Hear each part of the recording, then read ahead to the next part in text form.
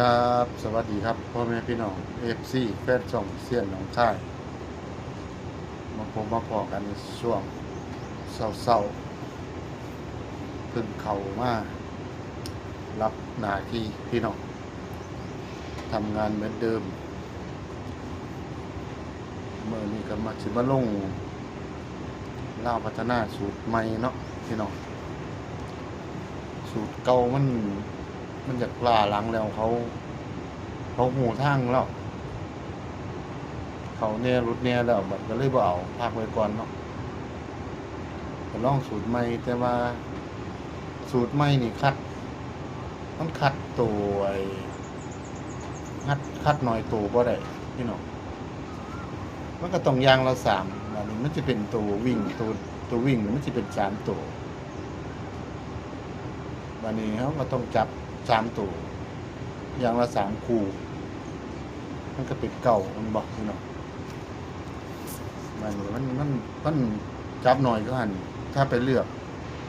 มันก็เลือกบ่ได้ก็ลองมึงเนาะแต่ว่าย้อนหลังกับเขาอยู่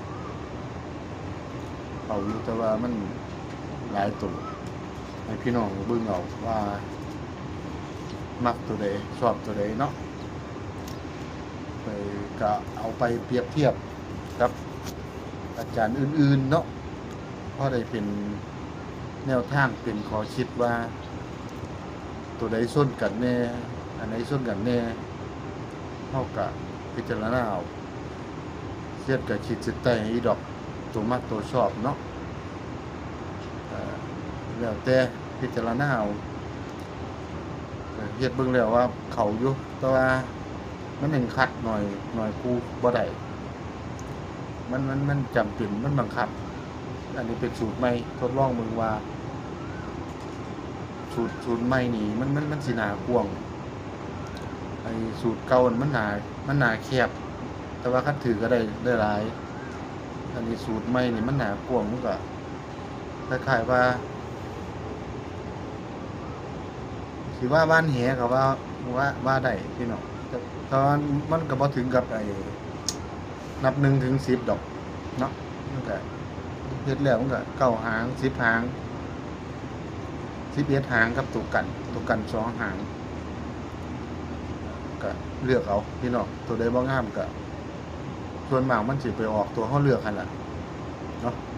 ตัวใดมักรักใดมักรัก4รัก5รัก6ก็ว่าไปคันผู้ใดเลือกแม่นก็ได้เท่านั้นล่ะเดี๋ยวก็มื้อวานก็เข้าไปอ่านคอมเมนต์ว่า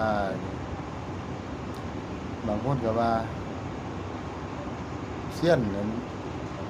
เขียนตัวใหญ่ๆแน่ครับว่าคันเบิ่งบ่ทันหยุดภาพแล้วก็แคปแล้วก็ขยายเบิ่งเซียนมันแชร์โดนบ่ได้พี่น้องมันแชร์โดนครับมันสิถูกเลยตามกฎเขาไปแชร์โดนบ่ได้ฟ้าวบางคนก็ไปกอเบิ่งมันไกลบัดนี้ก็ว่าบ่เห็นมีหลายคนอยู่คอมเมนต์มาก็ไปอ่านเบิ่งว่านก็จักสิว่าจังได๋นะมันหลายคนหลายความคิดก็เฮ็ดมันก็ตัวใหญ่อยู่เด้พี่น้องก็แคปเอาหั่นล่ะหยุดภาพแล้วก็แคปแล้วก็ขยายเบิ่งถ้าเบิ่งบ่ทันนะหยุดแต่หยุดก่อนแต่หยุดแล้วก็เฮาสิเอาตัวใดเราก็แคปแล้วก็ไปขยายเบิ่งพี่น้องมันถ้าปล่อยมันไหลนี่มันสิไหลไปก่อนมันสิไหลมันสิเลยตัวเฮาสิเบิ่งเนาะนั่นล่ะบางคนก็สิเฮ็ดบ่เป็นบางคนก็เฮ็ดเป็นจังซี่นะสิรอให้มันไหลมันก็เลยไปหยุดคิดเบิ่งก่อนพี่น้องมักตัวใดเฮาก็แคปเอาแล้วมันก็จังไปขยายเบิ่งตัวนี้นะอันนี้มีแต่กอมันก็เลยบาดนี้เลยก็จักเขาว่าจังได๋บางคนเนาะเบิ่งคลิปบ่เข้าใจก็ขอบอกขอบใจหลายๆที่เข้ามากดไลค์กดแชร์กดติดตามก็อยู่นำกันไปตลอดล่ะพี่น้องเดี๋ยวคลิปหน้าสิมาลง รัฐบาลไทยชุดบนพี่น้องชุดบนเดี๋ยวสีเอาให้แตกทั้งบนทั้งล่างในงวดนี้เพราะว่าเลขงวดนี้มีหน่อยตัวเพราะว่ามันชนกันหลายเหลือเลขอยู่4ตัวพี่น้องน่าลุ้นเนาะเอาในเวลาสมควรเฮาก็ไปเบิ่งลาวพัฒนาก่อนเนาะอ้าวเนาะเป็นจังได๋ลาวพัฒนาสูตรใหม่นี่มันได้เลข3ตัวเด้อพี่น้องเด้อได้เลข3ตัวเลขเด่นนี่ก็3 4 5เนาะไปไว้ๆเลยจับคู่ก็73 93 13มานี่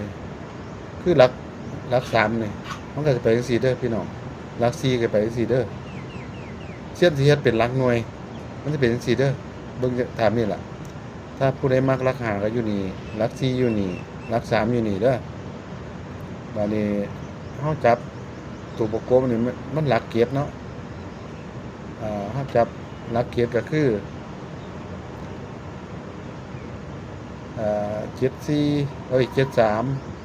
74 75จังซี่ก็ได้เบิ่งจังซี่ก็ได้